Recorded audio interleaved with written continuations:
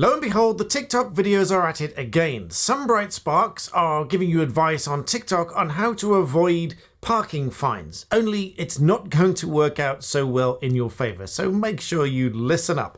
So welcome back to my channel, but if you're new to me, I'm a barrister who helps you understand law. My aim is to demystify the law and make it more accessible for everybody, just as guidance, not as a replacement for formal legal advice, but hey, it's free.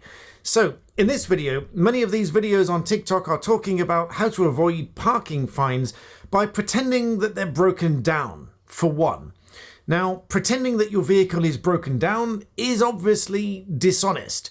How are they doing this? Well, some of them are putting signs on their vehicle, which I don't recommend for the avoidance of doubt. They're putting signs on the vehicle to say that the vehicle's been broken down.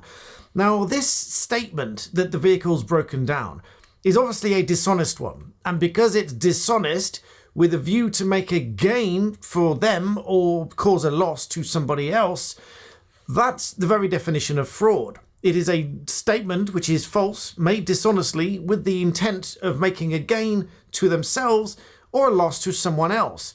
And in this case, a gain to them and a loss to someone else by avoiding the parking fine and gaining the parking space for free by pretending that they're broken down.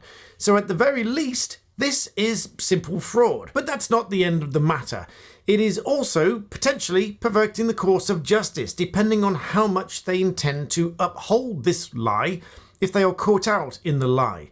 Let's say they get the parking fine anyway, and then they robustly double down on their lie that the vehicle truly was broken down. Let's say, for argument's sake, they took a photograph of the sign that said they were broken down and a photograph of the parking fine and all these sorts of things and sent them off to defend this parking fine, to say that the vehicle was broken down when it wasn't, and simply lie about it. Now, once they've received a fine, and I'm specifically talking about penalty charge notices here, so it's a proper fine, not just a parking charge notice, which would still come under fraud, but in this case, I'm talking about a fine that they are avoiding paying by making and continuing a dishonest statement and upholding this investigation with a dishonest statement.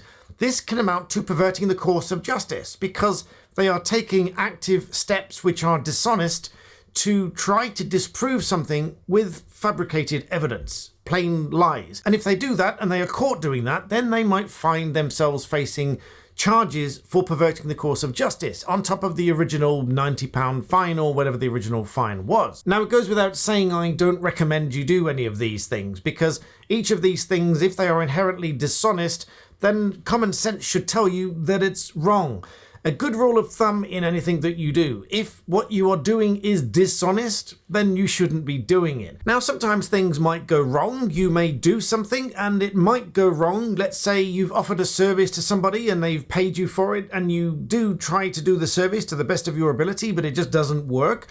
That doesn't mean it's dishonest, although there's separate laws come into play. It's got to be carried out with reasonable care and skill, but they can't really come back and say that you've been fraudulent if you've been trying to do the service, but it just didn't work out. That, at best, is a breach of contract. But in cases like this, where they are trying to avoid parking fines or any other kind of fines for that matter, by doing these things that are inherently dishonest, not only is it fraud, but it could also amount to perverting the course of justice, which have significantly more serious penalties than the original parking fine. We are talking about prison time in each of these cases, so under no illusions should you think that these are a good idea.